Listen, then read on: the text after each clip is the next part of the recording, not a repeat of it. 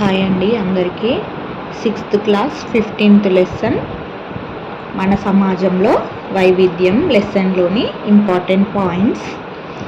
మన తెలంగాణలో దాదాపు 7 భాషల్లో వైవిధ్యాన్ని ప్రచురింపబడింది. హైదరాబాద్లో తెలుగు, ఉర్దూ 2 భాషల కవిత్వానికి ప్రధాన కేంద్రంగా ఉంది. హైదరాబాద్ అనేది తెలుగు మరియు ఉర్దూ భాషల కవిత్వానికి ప్రధాన కేంద్రంగా ఉంది.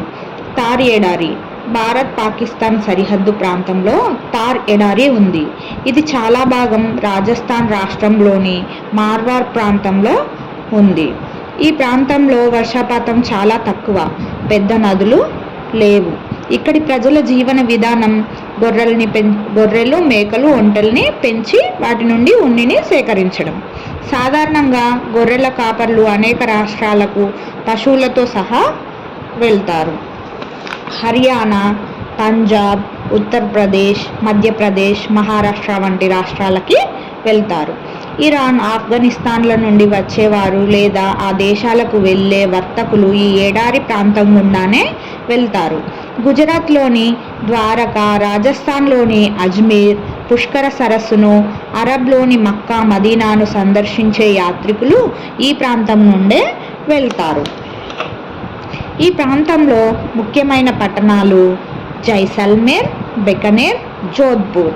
దాదాపు 50 సంవత్సరాల క్రితం తార్ ఎడారి ప్రాంతానికి నీరు తీసుకురావడానికి పంజాబ్లోని నదుల నుంచి ఒక పెద్ద కాలువ నిర్మించారు.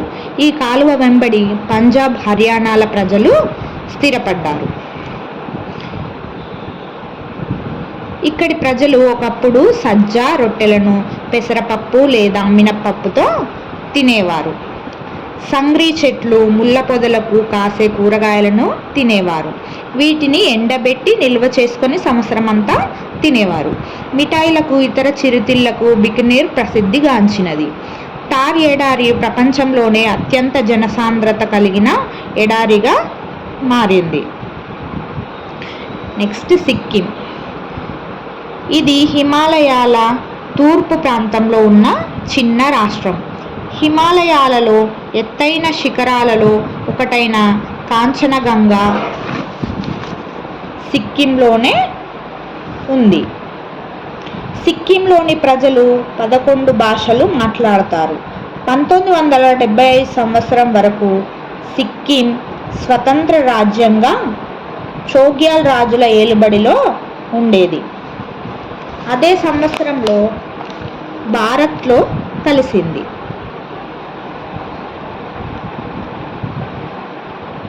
సిక్కిం ప్రజలు పండించే పంటలు వరి, మొక్కజొన్న, గోధుమ, యాలకులు, అల్లం తోటలు, టీ తోటలు, నారింజ తోటలు. ఉన్ని, పాలు, మాంసం కోసం గొర్రెలను, జడల బర్రెలను పోషిస్తారు. ఇక్కడ భారతదేశంలో నేపాల్, భూటాన్, టిబెట్, చైనాల సరిహద్దు ప్రాంతంలో సిక్కిం రాష్ట్రం ఉంది.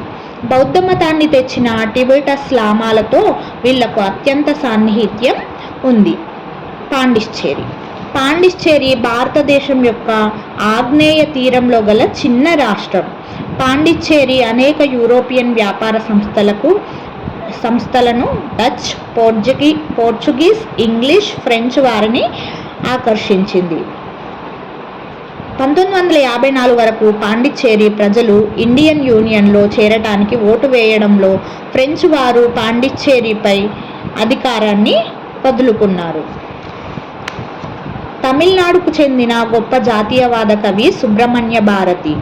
బెంగాల్కు చెందిన ఆధ్యాత్మిక ఋషి అరవింద ఘోష్ మరియు అనతి ఫ్రెంచ్ శిష్యురాలు అయిన అమ్మ అరవిందాశ్రమాన్ని స్థాపించారు. శాంతి మరియు ప్రపంచ సహకారం అనే సందేశాన్ని వ్యాప్తి చేయడానికి ఐక్యరాజ్య సమితి యొక్క మద్దతుతో ఆరోవిల్లే అనే అంతర్జాతీయ గ్రామం స్థాపించబడింది.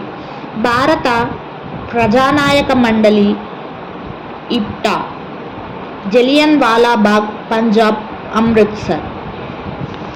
Jawaharlal Nehru discovery of India అన్న తన పుస్తకంలో భారత ప్రజల ఐక్యత బయట నుండి నేర్చుకున్నది కాదని, అది చాలా లోతైనది, విభిన్న ఆచారాలు నమ్మకాలు పట్ల విస్తృత సహనాన్ని కనబరిచింది. మన దేశం గురించి చెప్పడానికి భిన్నత్వంలో ఏకత్వం అన్న దానిని నెహ్రూయే రూపొందించాడు.